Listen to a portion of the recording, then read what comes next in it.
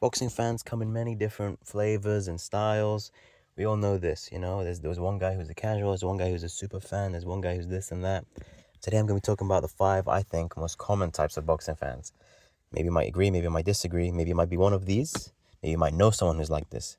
Maybe you find them annoying or whatever, but yeah, let's talk about them. So first off, I'm going to go straight into it and talk about what I think is the most annoying kind, and that is the old heads, okay? Now, the old heads in boxing, the old heads, we all know a few, because I think this is one of the most popular ones. These are the ones who come in and they say, oh, back in my day, they fought 15 rounds and it was brutal and everyone fought everyone and the best fought the best. And they might be spitting some truth here and there, but then they get absurd. They're like, oh my God, Muhammad Ali would toy with these fights from this generation, and no, Sugar Ray Leonard would do this and that and this and that, and no one stands a chance. Floyd Mayweather, who is that?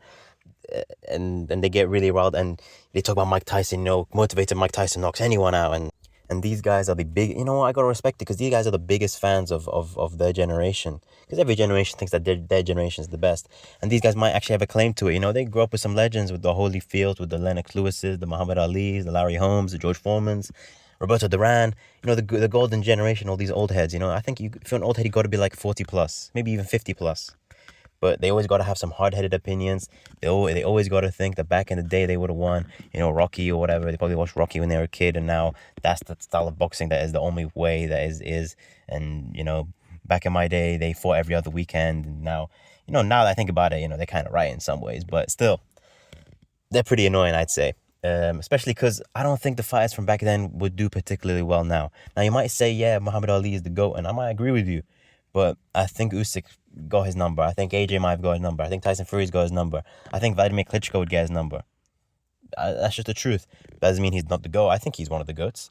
But do I think Mike Tyson would be AJ? I think he'll have a hard time with it. Yes, Mike Tyson, when he's motivated, is dangerous. Blah, blah, blah, before he went to prison. The usual spiel that they give out. But yeah, they think every fighter was tougher back then, and the sport hasn't progressed since. And like I said, they're right in some ways, but we don't need to hear it, Gramps. Okay, Unc? Like, we don't need to hear about how you used to train when you were a young buck, and how you'd beat, if the way that you taught, the way that you were taught would make you beat Floyd Mayweather, or Floyd Mayweather wouldn't last a day in his generation in his gym. But whatever. Let's move straight on. Now, moving straight on, I think I might have actually lied when I said the old heads were the most common. I think this is actually more common. I don't know, it's about even, but the sweet science purist. These are the ones, this is the most obvious one. These are the ones who love the defense. They love the Shakur, the Bivol, the Floyd Mayweather, the guy who does hits and doesn't get hit. Even though these guys sometimes don't even do the hitting, they just don't get hit. They will criticize any fan who doesn't think it's entertaining and call them a casual. They don't understand, or they don't train, or they don't understand how hard it really is. It's like, yeah, we know it's hard. We know it's hard to hit and not get hit. But some people are paying, hundreds to see these if you're watching live. Some people are paying subscriptions to the Zone and then paying for pay-per-view to watch this. Do we want to see Haney do a jab, hold, move away all the time? No, we don't. That's why they root against them. And then they get mad. They're like, oh, these fans root against Haney. They don't realize that it's the real sweet science of boxing, and they're not real fans. They're just casuals who just want blood and all that. No. I mean, there's art in it.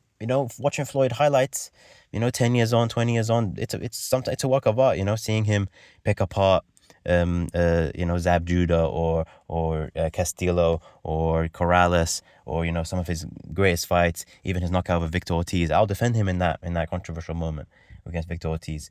But these sweet science guys, they don't understand that, we do want to see some action now and then. We want to talk about it the next day rather than think, oh yeah, he won. We want to say, oh, did you remember that moment in the 5th round where this happened and that happened, and then he got knocked down and he showed so much perseverance, and that doesn't happen with these fights. And everyone wants to be a Floyd. Everyone wants to be Floyd nowadays, but they don't realize that it makes the sport a lot more boring. But let's not hate on the fighters doing it. Let's hate on the fans who are supporting this, I think. But yeah, the sweet science guys, I'm not one of them. I'll appreciate a guy who's really defensive and also is able to hit and not get hit, but I think there's some common ground that needs to be met here, because sometimes it does get overblown. Why is Shakur throwing almost nothing? Why is Bivol landing the least amount in a championship round? Why is Devin Haney hugging has the most record for the most clinches? Okay, like can we get some fights going? Can we get some blood? I don't know. That's just me. But I gotta respect the boxers to some degree, because it is actually really hard to do that. It is actually really hard to, have the ring generalship to do all that, and to, be defensively sound, because like they say, like, good offense can take you around the block, but good defense can win you a world championship. So good for them. That's number 2. That's a sweet science enjoyer. Now number 3 is the violence merchant, the violent guy.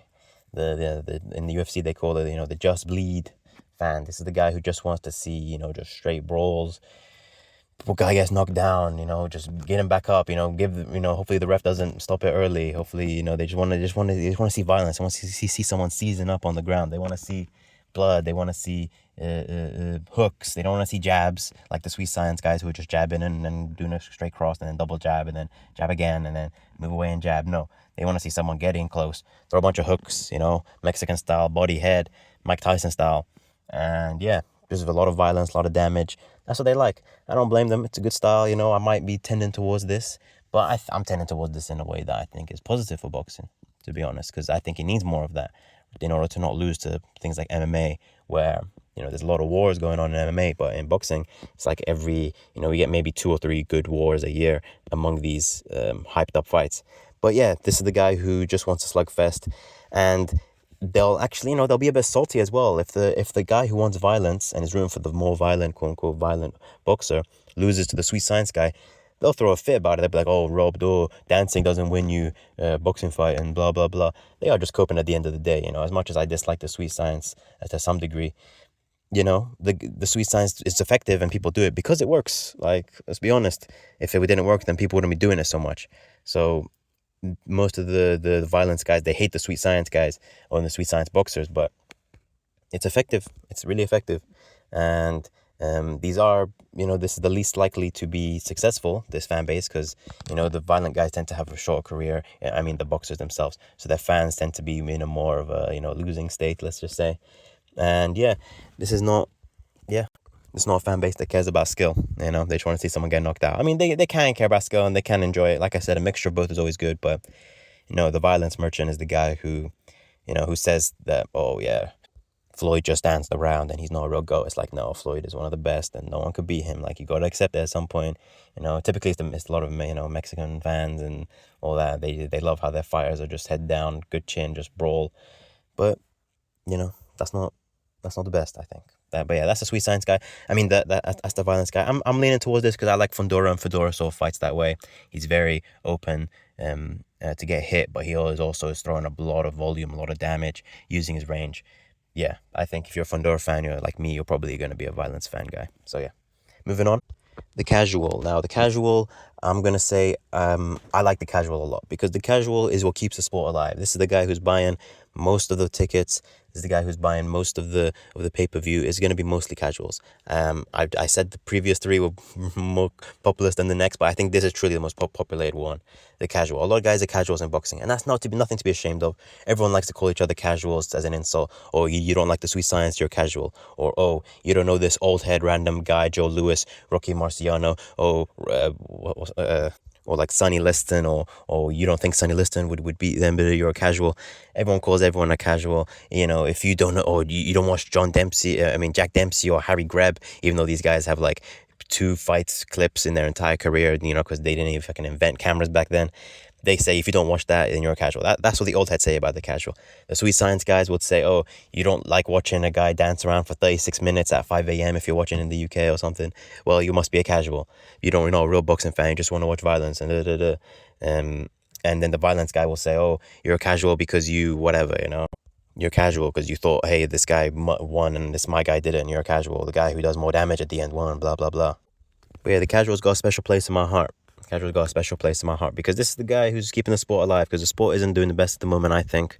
It needs to be turned around because I think it's losing a lot of ground to MMA and stuff in UFC. But the casual's there. He's watching Canelo. He's watching AJ Fury, mostly heavyweight fights, He's tuning in when it's like a free fight, or maybe on Netflix, because Netflix is trying to get into the boxing or fighting scene. And they're tuning into like, the cheap ones, or maybe like a hometown fighter that they know, or the big, AJ Fury, maybe they watched Errol Spence versus Terence Crawford because that was big. Inouye's now blow up, so maybe he's the next guy to watch for these casuals. But yeah, this isn't the guy who's tuning in at 4 a.m. just to watch undercard, or he's not staying up to watch the amateurs and see who's the next rising guy.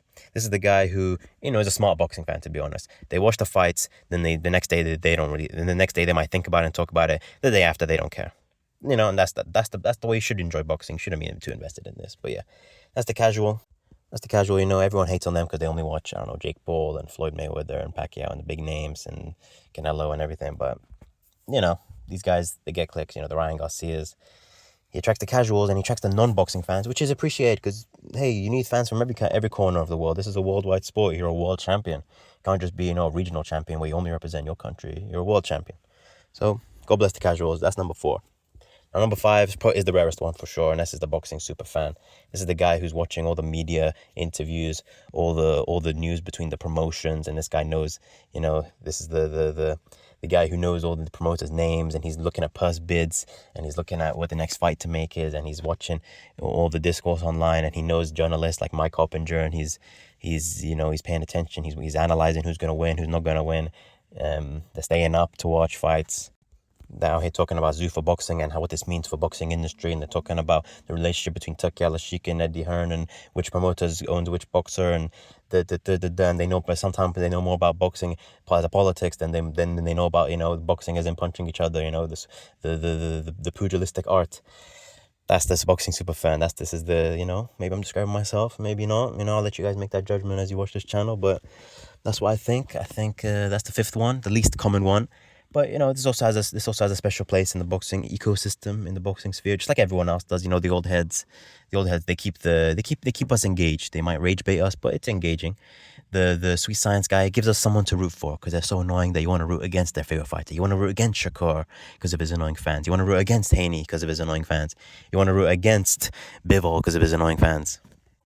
And the violence guy, he's got a place in it as well because he's bringing the life and the energy. When there's a massive knockdown, this guy's going crazy because he put a 10K bet on someone because he just believed in the violence so much and the blood and and broken bones and knockdown and knockout and season up, And then number 4, the casual, obviously, is they got a place in the game as well.